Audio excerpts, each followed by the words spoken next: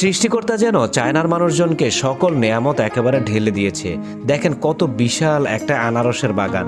এই আনারসের বাগানের প্রত্যেকটা আনারস এতই মিষ্টি যে পৃথিবীর অন্য কোনো দেশের আনারসের সাথে এই আনারস মিলবে না। দর্শক, এই ফলটাকে দেখতে অনেকটা বেগুনের মতো মনে হলেও আসলে এটা কোনো বেগুন না। এই ফলটা খুবই রসালো এবং সুমিষ্ট একটা ফল। চায়নাতে এই ফলটা রয়েছে ব্যাপক জনপ্রিয়তা এবং ব্যাপক হারে এটা চায়নাতে চাষ করা হয়ে থাকে। এরপরে যে ফলটাকে দেখতে পাচ্ছেন এটা হচ্ছে একটা বিশেষ প্রজাতির আঙুর ফল। এই আঙুর ফলগুলো বেশ লম্বা হয়ে থাকে, খুব রসালো এবং সুমিষ্ট হয়ে থাকে। চাইনিজদের পছন্দের সবজির মধ্যে এই বড় বড় পেঁয়াজগুলো সবার শীর্ষে, কারণ এই পেঁয়াজগুলো কাঁচাও খাওয়া যায়, রান্না করে সবজি হিসেবেও খাওয়া যায়। খেতে খুবই মিষ্টি হয়ে থাকে এই পেঁয়াজ।